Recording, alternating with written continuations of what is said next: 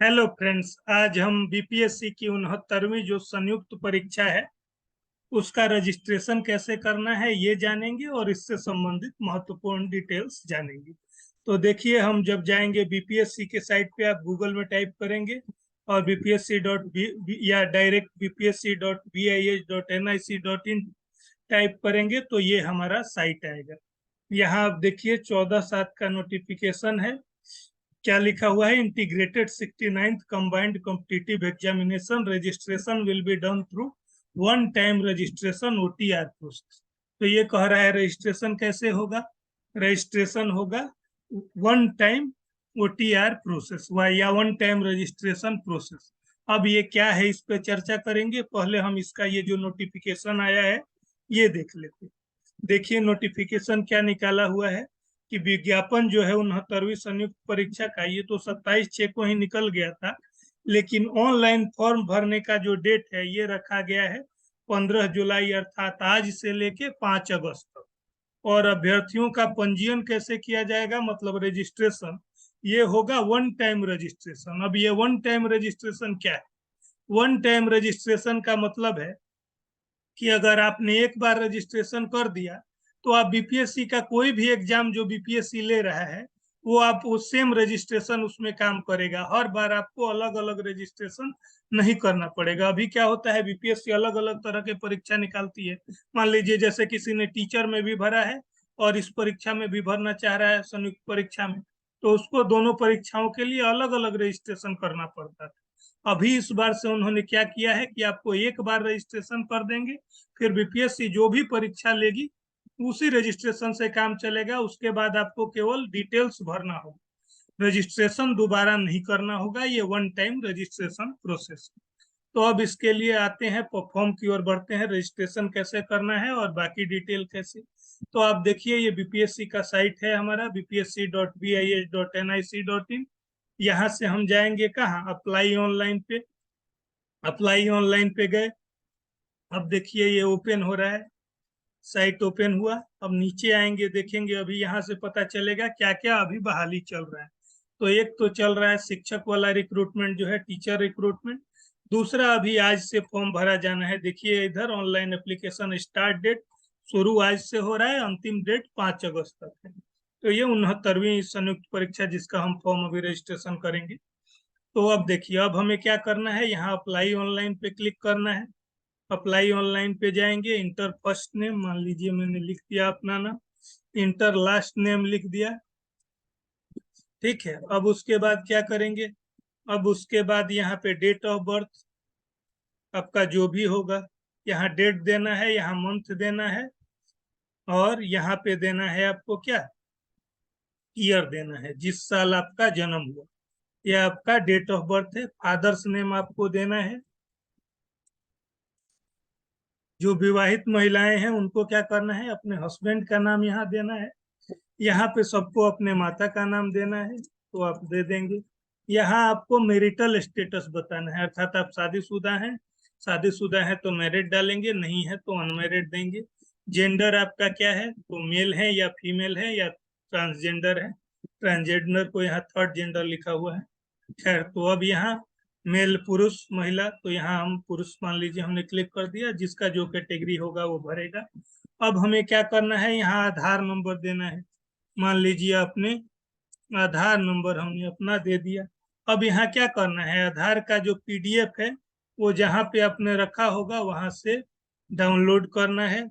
अब देखिए यहाँ पे फिर क्या एरर आ रहा है, ये अच्छा चीज हुआ। अब देखिए वो क्या कह रहा है कि साइज क्या होना चाहिए, फाइल होना चाहिए 100 KB का और पीडीएफ होना चाहिए।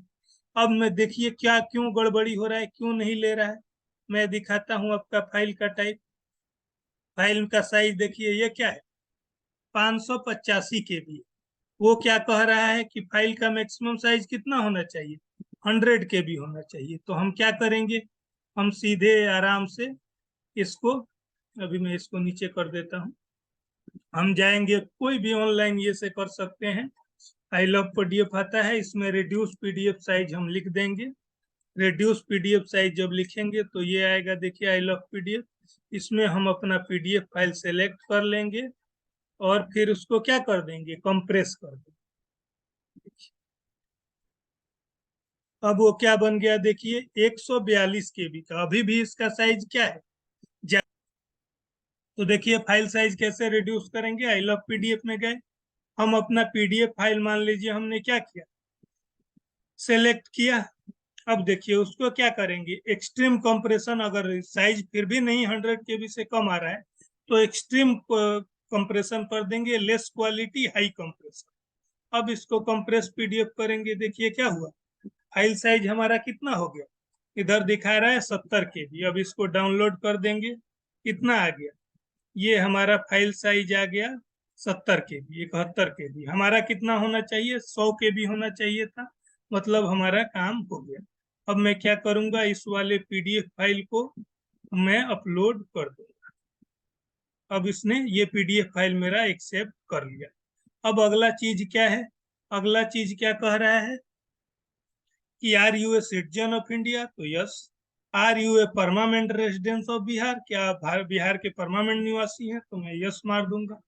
जब मैं यस करूंगा तो मुझे क्या करना पड़ेगा, और फिर यहाँ परमानेंट निवास का सर्टिफिकेट देना पड़ेगा, ठीक। वो अटैच कर दीजिएगा, जैसे पहले वाले में हमने अटैच किया वैसे आप अटैच कर देंगे। उसके बाद कह रहा है कि do you belong to any reserve category, तो आप क्या करेंगे, अगर रिजर्व कैटेगरी मतलब बैकवर्ड क्लास के अगर हैं, SC ST हैं तो, या अदर कैटेगरी हैं तो आप क्या करेंगे, यस सेलेक्ट करेंगे, अदरवाइज नो सेलेक्ट करेंगे। अब देखिए यदि मैं यस यस सेलेक्ट करूंगा तो क्या करूंगा, इसमें से मुझे कोई कैटेगरी सेलेक्ट करना पड़ेगा कि मैं EWS हूँ, SC हूँ, ST हूँ, EBS हूँ, EBC हूँ, या BC हूँ। बिहार में एक अलग कैटेगरी भी है, एक्सट्रीमली बैकवर्ड क्लास और बैकवर्ड क्लास। तो इस तरह से हमें क्या करना है, अपना कैटेगरी सेलेक्ट करना है, उसके अकॉर्डिंग मुझे क्या करना पड़ेगा, डॉक्यूमेंट सेलेक्ट करना पड़ेगा। अगर मान लीजिए मैंने SC सेलेक्ट कर दिया हो, या EWS सेलेक्ट कर दिया, इधर रिजर्व कैटेगरी करके EWS, तो मुझे यहाँ EWS का भी सर्टिफिकेट देना पड़ेगा। अगर आप जनरल कैटेगरी हैं तो आपको सर्टिफिकेट नहीं देना पड़ेगा। अब उसके बाद अब आप नीचे आएंगे, कह रहा है are you a grandson या granddaughter of freedom fighter, आप क्या किसी फ्रीडम फाइटर के लड़के हैं या पोते हैं या पोती हैं, तो यस या नो में आप दे सकते हैं, अगर हैं तो आपको उसका बेनिफिट मिल सकता है। Are you person with benchmark disability, कह रहा है कि क्या आप मतलब फिजिकली हैंडीकैप्ड हैं। अब इसमें देखिए फिजिकली हैंडीकैप्ड के लिए आपके पास सर्टिफिकेट होना चाहिए, मिनिमम 40% से ज्यादा डिसेबिलिटी आपको होना चाहिए, तभी आपको उसका लाभ मिलेगा। तो आपके पास अगर सर्टिफिकेट हो विकलांगता का तभी आप अप्लाई करें, अदरवाइज न करें। अब इसमें अलग अलग कैटेगरी है, किस तरह का डिसेबिलिटी है, विजुअली है, मतलब दिखने में कम आपका दिखने वाला विकलांगता है, या सुनने वाला हियरिंग डिसेबिलिटी है, या ऑर्थोपेडिक अदर आता है, या मेंटली आता है, ऑर्थोपेडिकली पैर वगैरह या अदर कुछ प्रॉब्लम है, या मेंटली कुछ प्रॉब्लम है, या मल्टीपल डिसऑर्डर है। तो इस तरह से आप सेलेक्ट कर सकते हैं। अगला है कि are you an ex serviceman, ex serviceman है तो उसमें आप सेलेक्ट करेंगे यस या no. Are you NCC national cadet corps के आज मेंबर हैं तो यस सेलेक्ट कर सकते हैं। Are you Bihar government employee, अगर बिहार गवर्नमेंट के एम्प्लॉई हैं तो आपको यस क्लिक करना पड़ेगा, अगर नो है तो नो क्लिक करना है। मान लीजिए ये नो था, अगर आप यस करते तो क्या आता, तो आपको देना पड़ता कि आप बिहार गवर्नमेंट में आपका क्या डेजिग्नेशन है, कौन सा ऑफिस है, ये सब आपको डिटेल देना पड़ता, ठीक। तो इस तरह से आप भर सकते हैं। नंबर ऑफ अटेम्प्ट्स कितने हैं, कितने अटेम्प्ट्स अपने पहले ये किए हैं वो सब भी आपको देना है। कौन सा प्रयास है आपका, पहला है, दूसरा है, तीसरा है, चौथा है, आप पहली बार दे रहे हैं एग्जाम, दूसरी बार, तीसरी बार, या चौथी बार, या पांचवी बार, इस तरह से। एम्प्लॉयमेंट डिटेल, अगर कुछ एम्प्लॉयमेंट डिटेल है तो आपको वो देना है, NOC या ज्वाइनिंग लेटर देना है, या इशू डेट, वो सब आपको देना पड़ेगा। एम्प्लॉयमेंट सर्टिफिकेट भी आपको देना पड़ेगा। एड्रेस ऑफ करेस्पॉन्डेंस में आपको देना पड़ेगा। आपका जो दो चीज हमेशा रहता है, करेस्पॉन्डेंस मतलब वर्तमान पता जो है वो एड्रेस ऑफ करेस्पॉन्डेंस है, और परमानेंट रेजिडेंस है जहां आप मूल निवासी हैं।